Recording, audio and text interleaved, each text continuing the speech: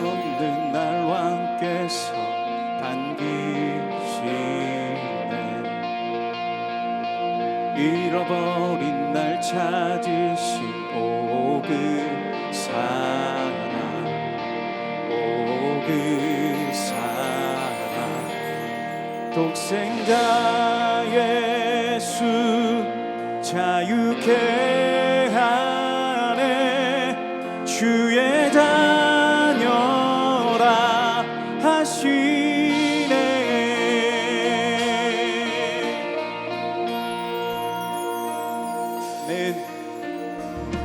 내 모든 죄에 속하신 주의 은혜,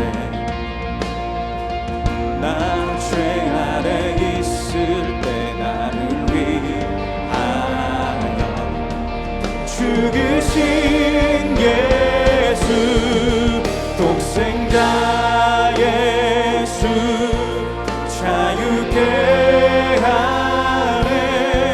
주의 자녀라 하시네.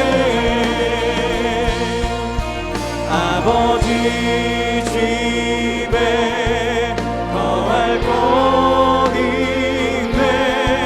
주의 자녀라 하시네. 택하시고 지키시며 날 자녀라 하시네. 그의 소유 삼으시고 날 자녀라 하시네. 택하시고 지키시며 날 자녀라 하시네. 그의 소유 삼으시고 날 자녀라 하시네. 날 자녀라 하시네.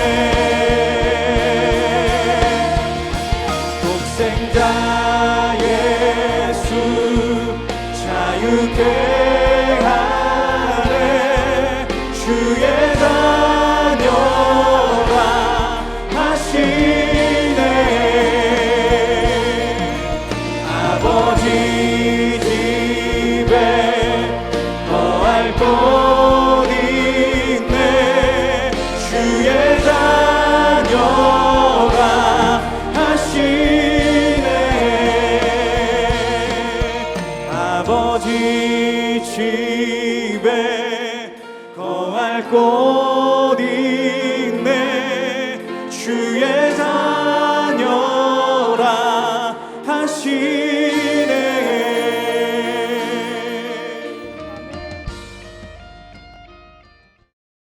제3장. 그런데 뱀은 여호와 하나님이 지으신 들짐승 중에 가장 간교하니라. 뱀이 여자에게 물어 이르되, 하나님이 참으로 너희에게 동산 모든 나무의 열매를 먹지 말라 하시더냐. 동산 나무의 열매를 우리가 먹을 수 있으나 동산 중앙에 있는 나무의 열매는 하나님의 말씀에 너희는 먹지도 말고 만지지도 말라, 너희가 죽을까 하노라 하셨느니라. 너희가 결코 죽지 아니하리라. 너희가 그것을 먹는 날에는 너희 눈이 밝아져 하나님과 같이 되어 선악을 알 줄 하나님이 아심이니라. 여자가 그 나무를 본즉 먹음직도 하고 보암직도 하고 지혜롭게 할 만큼 탐스럽기도 한 나무인지라. 여자가 그 열매를 따먹고 자기와 함께 있는 남편에게도 주매 그도 먹은지라. 이에 그들의 눈이 밝아져 자기들이 벗은 줄을 알고 무화과 나무 잎을 엮어 치마로 삼았더라. 그들이 그날 바람이 불 때 동산에 거니시는 여호와 하나님의 소리를 듣고 아담과 그의 아내가 여호와 하나님의 낯을 피하여 동산 나무 사이에 숨은지라. 여호와 하나님이 아담을 부르시며 그에게 이르시되, 내가 어디 있느냐? 내가 동산에서 하나님의 소리를 듣고 내가 벗었으므로 두려워하여 숨었나이다. 누가 너의 벗었음을 내게 알렸느냐? 내가 네게 먹지 말라 명한 그 나무 열매를 내가 먹었느냐?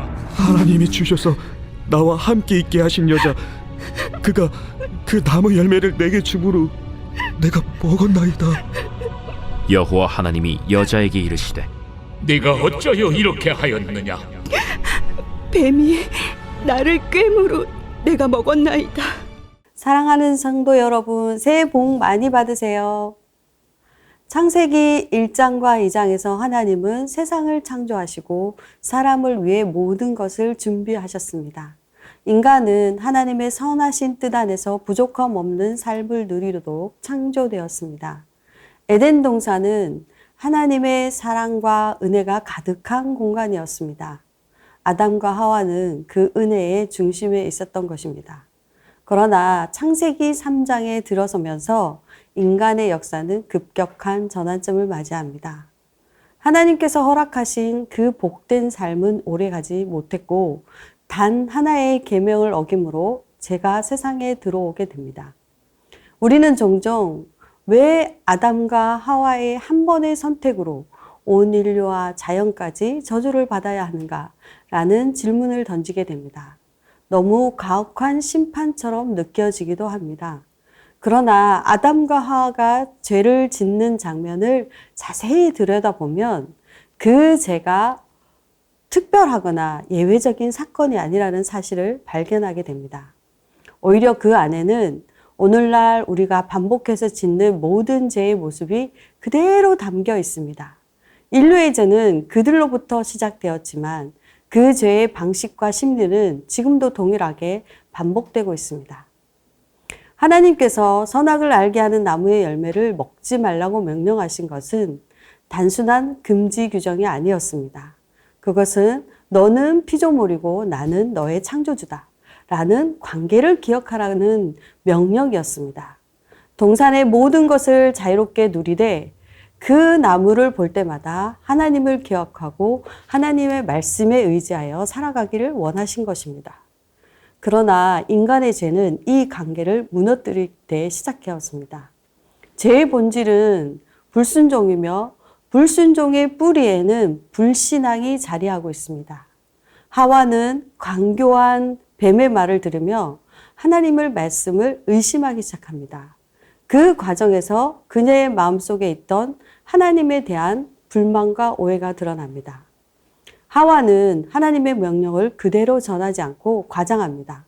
먹지도 말고 만지지도 말라고 덧붙이며 하나님의 명령을 부담스럽고 억압적인 규칙처럼 표현합니다.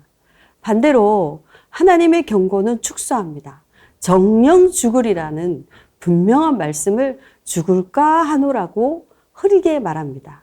이는 죄를 짓기 직전 인간의 전형적인 심리입니다. 하나님의 말씀을 무겁게 느끼고 죄의 결과는 가볍게 여기는 것입니다. 이 틈을 놓치지 않는 뱀은 거짓으로 유혹합니다. 결코 죽지 않을 것이다. 오히려 하나님과 같이 될 것이다. 이 말은 하와의 마음속 깊은 곳에 숨겨져 있는 교만을 자극합니다. 하나님처럼 되고 싶은 욕망, 스스로 기준이 되고 싶은 욕망, 마음의 죄의 문을 열어버린 것입니다. 그 순간 이전에는 평범하게 보이던 열매가 달라 보이기 시작합니다. 먹음직스럽고 보암직기도 하고 지혜롭게 할 만큼 탐스럽게 보입니다. 죄는 언제나 이렇게 작동합니다. 마음에 악한 생각이 자리 잡으면 죄의 대상이 갑자기 매력적으로 보이기 시작합니다. 유혹은 환경의 문제가 아니라 마음의 문제입니다. 그리고 죄는 혼자로 머물지 않습니다. 하와는 그 열매를 먹고 남편 아담에게도 주어 함께 먹게 합니다. 죄는 나눌수록 정당화되고 함께 할수록 힘을 얻습니다. 이것 또한 오늘날 우리의 모습과 다르지 않습니다. 자신의 죄에 동참할 누군가를 찾으며 그렇게 죄의 책임을 나누고자 합니다. 결국 아담과 하와의 죄는 인류의 첫 죄일 뿐 아니라 모든 인간이 반복해서 짓는 죄의 시작점이 되었습니다. 하나님을 불신하고 말씀을 왜곡하며 욕망을 정당화하고 죄를 확산시키는 이 구조는 지금도 변하지 않았습니다. 그래서 성경은 아담과 하와의 이야기를 단순한 과거의 사건이 아니라 오늘 우리의 이야기로 기록하고 있는 것입니다. 인류의 죄는 그들로부터 시작되었지만 그 죄의 책임은 오늘도 하나님 앞에서 우리 각자가 동일하게 묻고 있는 질문이기도 합니다. 그러면 그 죄의 결과는 어떻게 되었습니까? 죄는 언제나 눈에 보이는 행동으로만 끝나지 않습니다. 죄는 반드시 내면의 변화를 동반합니다. 오늘 본문은 인류 최초의 죄 이후 인간의 마음속에 어떤 변화가 일어났는지를 아주 분명하게 보여줍니다. 그 첫 번째 결과는 바로 수치심의 등장입니다. 죄를 짓자 눈이 밝아졌으나 자유가 아니라 수치였습니다. 본문 7절은 이렇게 말합니다. 이에 그들의 눈이 밝아져 자기들이 벗은 줄을 알고 무화과 나무 잎을 엮어 치마를 삼았더라. 사탄은 너희 눈이 밝아질 것이라고 유혹했습니다. 실제로 눈이 밝아졌습니다. 그러나 그것은 하나님처럼 되는 눈이 아니라 자기 자신만 바라보는 눈, 부끄러움을 처음으로 아는 눈이었습니다. 죄 이전에 아담과 하와는 벗었으나 부끄럽지 않았습니다. 왜입니까? 그들은 하나님 안에 있었기 때문입니다. 하나님과의 관계 안에서는 숨길 것이 없었습니다. 그러나 죄를 짓는 순간 그들의 시선은 하나님에게서 자기 자신에게로 향하였습니다. 그리고 처음으로 나는 부족하다. 나는 드러나면 안 된다. 가려야 한다는 생각이 들었습니다. 이것이 바로 수치심입니다. 아담과 하와는 자신이 벗었음을 깨닫자마자 무화과 나무 잎을 엮어 치마를 만들었습니다. 참으로 궁색한 모습입니다. 무화과 나무 잎은 크지만 금방 마르고 찢어집니다. 오래 가지 못합니다. 이것은 죄인이 스스로 죄의 문제를 해결하는 모든 시도를 상징합니다. 자존심을 가리려 합니다. 변명으로 가리려 합니다. 선행으로 가려보려고 합니다. 다른 사람의 탓으로 가려보려고 합니다. 그러나 죄를 가릴 수 있는 것은 인간의 노력이나 잎사귀가 아닙니다. 죄는 가리는 것으로 해결되지 않고 하나님 앞에서 드러내고 은혜로 덧입힐 때만 해결됩니다. 하나님이 인간에게 최초로 던진 첫 질문은 내가 어디 있느냐? 이 질문은 위치를 확인하는 질문이 아닙니다. 하나님은 이미 아담이 어디 있는지를 아셨습니다. 이 질문은 영적 상태를 묻는 질문입니다. 내가 지금 내가 처음으로 너를 두었던 그 자리에 있느냐?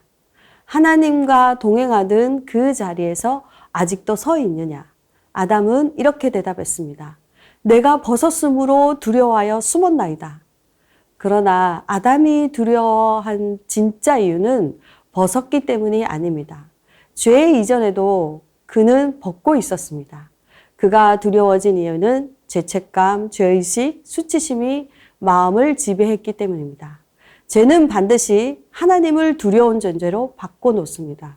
사랑의 하나님이 심판자로 보이기 시작합니다. 은혜의 음성이 정죄의 음성으로 들리기 시작합니다.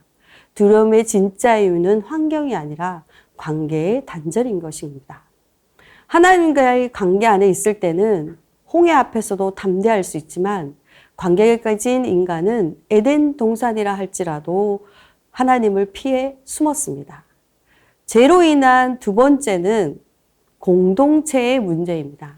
죄를 지은 인간은 공동체를 무너뜨립니다. 죄의 두 번째 결과는 공동체가 무너진다는 것이죠. 하나님은 인간을 혼자 두는 존재로 창조하지 않으셨습니다. 창세기 1장 26절에 하나님은 이렇게 말씀하십니다. 우리의 형상을 따라 우리의 모양대로 우리가 사람을 만들자. 여기서 하나님은 나가 아니라 우리라고 말씀하십니다. 성부, 성자, 성령 하나님은 본질적으로 완전한 사랑의 공동체이십니다. 그리고 하나님은 그 공동체의 형상과 모양, 곧 하나님의 스타일대로 인간을 창조하셨습니다. 그래서 하나님은 남자만 창조하시고 만족하지 않으셨습니다. 2장 18절에 사람이 혼자 사는 것이 좋지 아니하니, 여기서 좋지 않다는 말은 단순히 외롭다는 의미가 아니라 미완성을 뜻합니다. 여자를 창조하심으로 남자와 여자가 서로를 향하게 열리고 하나가 되어 온전한 공동체를 이루게 하셨습니다. 그 결과 성경은 이렇게 말합니다. 창세기 2장 25절에 두 사람이 벌거벗었으나 부끄러워하지 아니하였더라. 사랑의 공동체 안에서는 숨길 필요가 없고 방어할 필요가 없고 상처 줄 이유도 없었습니다. 관계가 완전했기 때문입니다. 그러나 죄는 하나님과의 관계만이 아니라 사람과의 관계를 무너뜨립니다. 죄는 단지 하나님과 인간 사이의 문제로 끝나지 않았습니다. 죄는 반드시 공동체를 파괴합니다. 선악을 알게 하는 나무 열매를 먹은 후 가장 먼저 나타나는 변화는 서로를 향한 사랑이 아니라 서로를 향한 경계였습니다. 하나님께서 아담에게 물으십니다. 내가 어디 있느냐? 내가 내게 먹지 말라고 한 나무의 열매를 내가 먹었느냐?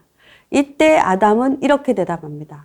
하나님이 주셔서 나와 함께 있게 하신 여자, 그 여자가 내게 주므로 내가 먹었나이다. 여기서 우리는 공동체의 붕괴의 핵심을 봅니다. 아담은 하와를 보호하지 않습니다.